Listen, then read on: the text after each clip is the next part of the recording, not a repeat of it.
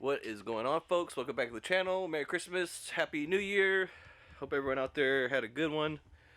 Happy holidays, you know, for the people that aren't celebrating Christmas. I don't know what days all the other holidays are because I'm uneducated and I'm white, so I lack culture.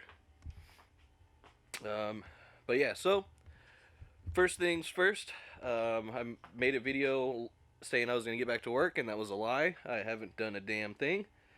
But I am going to I'm just going to send it. I'm going to film this video, a little intro, me saying what's going on. There we go. And yeah, I'm just going to get to work. I got all my Milwaukee stuff charged up, all the batteries charged. I got this ratchet right here. This thing's pretty clutch. Get you one of these if you don't have one already. I have not even used this once yet, so I'm pretty stoked to get to work on using that for once. Hopefully I can just pop these lugs off and the axle nut down there with no problem. But yeah, so enough talking. I'm just gonna get to work, and I may or may not go over like the process with this one. I think I'm just gonna try and see how fast I can bust this out, and it's like 1 a.m. right now, like 1:30 in the morning on Christmas Eve, and I think I'm just gonna see if I can pull this motor out before sunrise. I mean, I should be able to do it in like an hour or so. So, less talking, more working, right? Alright, so, I was going to get started, and the first step to doing a motor swap, in my opinion, is loosening the axle nuts. And typically it's the 10mm socket you can't find, but for me right now, the socket I can't find is my 32. And I'm kind of bummed and mad, but I mean, that's what happens when you let your garage get to be a huge pigsty. I'm not really sure what I'm gonna do.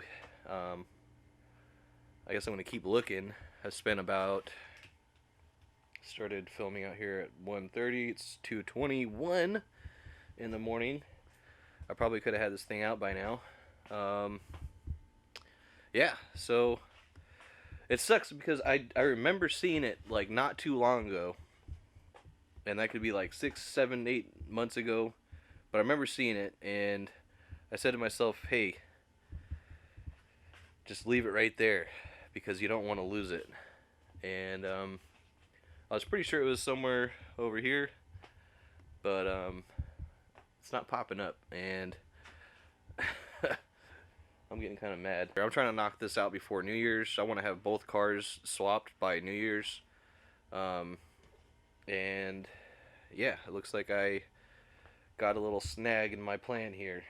So I'm going to keep looking, and hopefully I find it. So I just thought about something. I do have sockets for the US sizing, and I just grabbed this one. It just looked about the right size, and we are in action, folks. It's going down.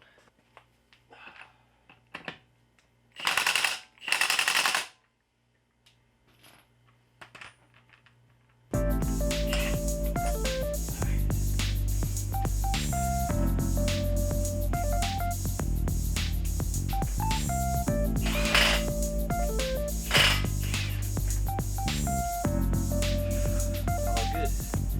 It is 2:39. I'm going to pop off these lug nuts. I already broke them loose, so that's fine. I'm going to jack up the car and get to work.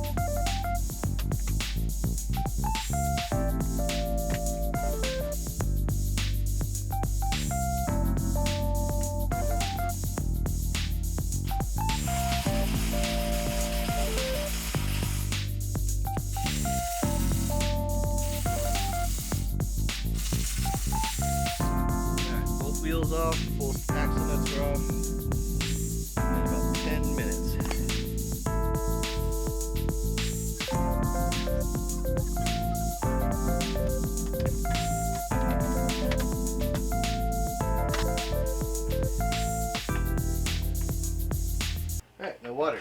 Sweet. No mess.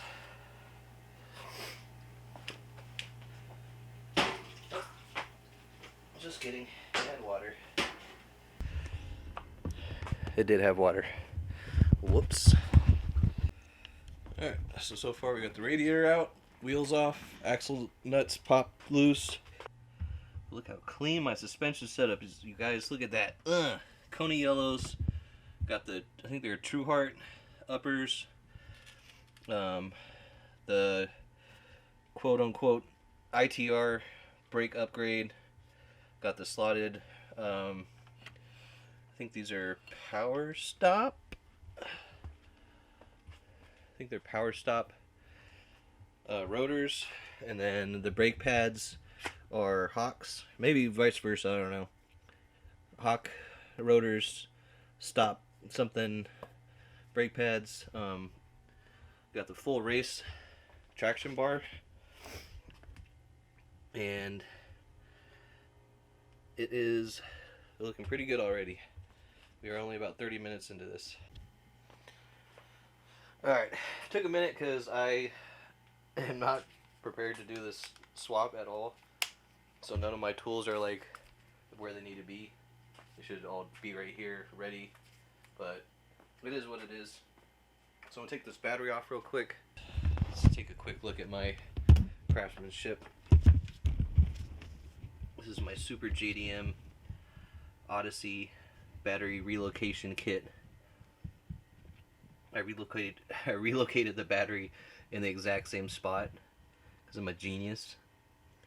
Nah, this is just really just something I made because the OEM little battery plate tray thing, it wasn't really tight enough fit for my Odyssey, and I didn't feel comfortable with it, so I just made this out of like, maybe, I probably spent like $10 on all the little, these are all pre-made pieces, and then I just cut them up and welded it together. Thought it was pretty cool. Figured I'd show you guys real quick.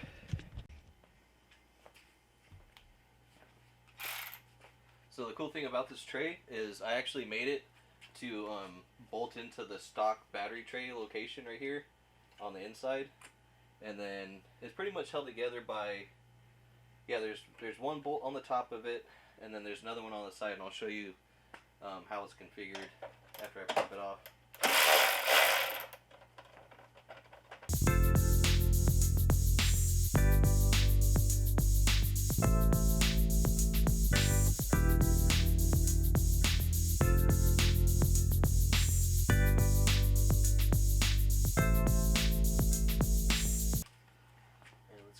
Charging back up. I modified this bolt right here.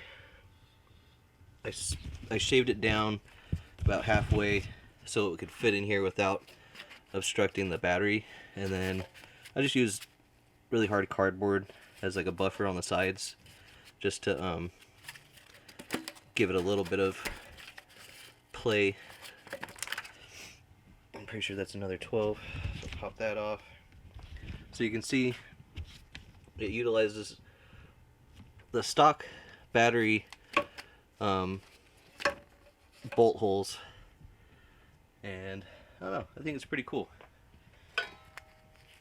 Pretty sweet. Cheap little fix. Shout out to Home Depot. So next up, I'm going to be knocking out these castle nuts on the tie rod ball joint, and we're also going to go ahead and pop off these ones up here on the upper control arm. Alright, so I'm actually having a problem here. I snapped off this cotter pin here because it was the way it was wedged up in there, and I was hoping I could just pull it through, and now it seems like I've made like a clump, and I've been trying to take this cotter pin off for about 20 minutes now. So first major snag after the 32 socket. Alright, we're about 30 minutes into this, and Usually if you snap off the cotter pin and it's the right size cotter pin, you can just pull the other side out. But since I snapped this one off and I kind of rolled it around inside there, I don't know if you can really see it. It already broke off, but I was gonna try to show you guys. Basically, what I ended up doing was just working this nut back and forth. You hear more metal coming out until the soft metal broke off. So that cotter pin is finally out, I believe. I don't want to speak too soon, but let's see. Alright, so my camera turned off, but just twisting the nut back and forth until it broke all the soft metal that makes up the cotter pin worked out getting that cotter pin taken out. And since the camera had died, I also popped that off already.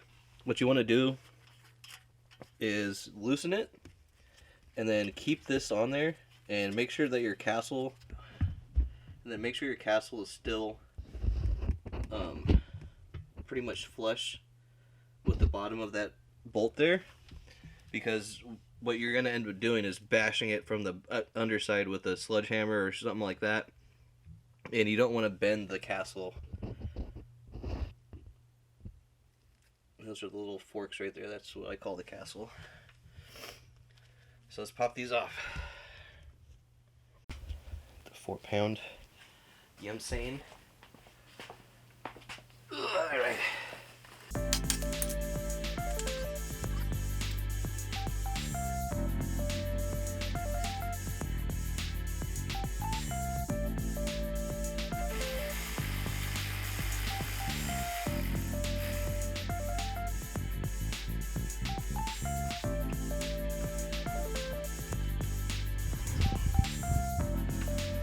We got power tools, so let's use them.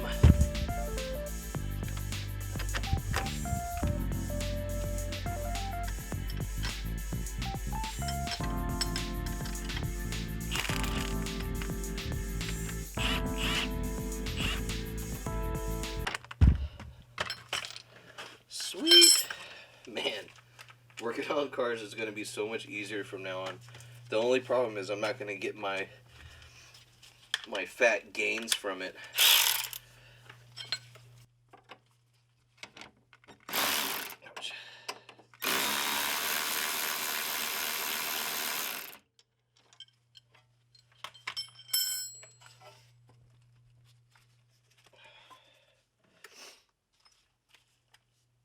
And then popping off this top one.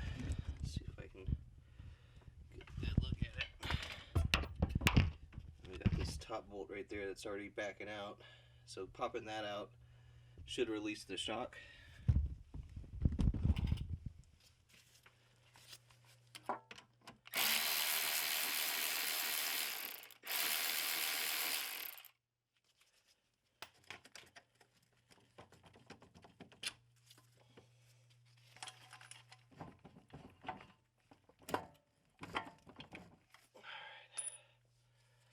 This guy should just slide on out.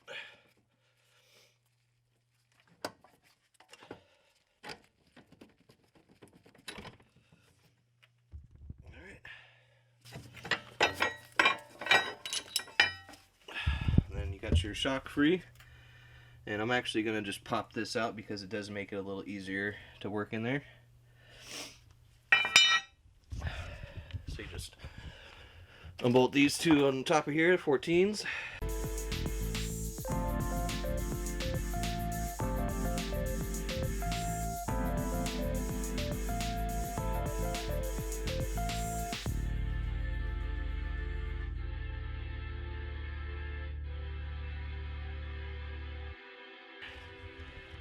Phone's still intact.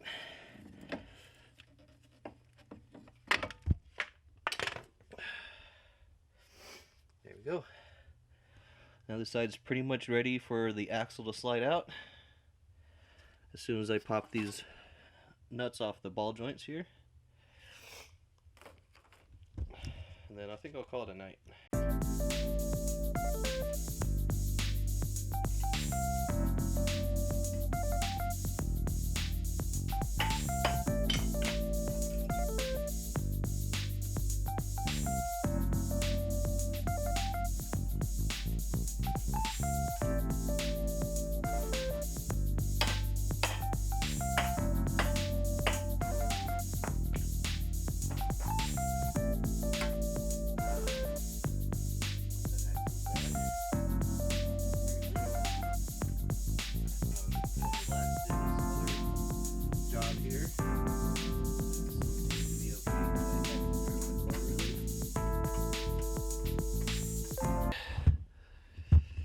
Take a look at this.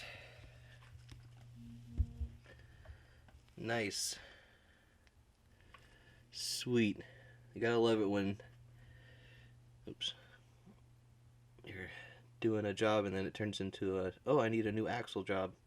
But luckily, since this motor's going into the other car, hopefully the other axles on that car are fine, so I don't gotta replace these. I mean, yeah, it's getting kind of late. 4:20 almost. I'm gonna pop this axle out and then I'm gonna call it a night.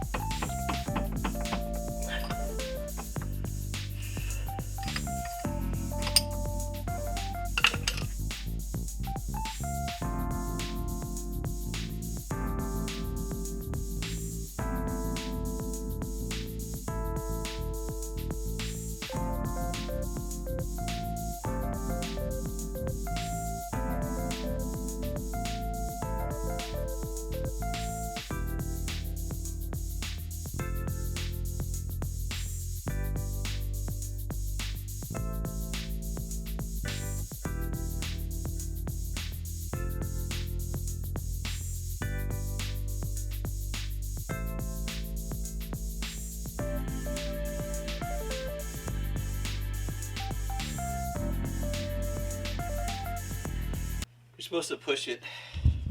You're supposed to push it from this side first, I think. But since I already got it tapped loose, I'm just gonna have to make it work.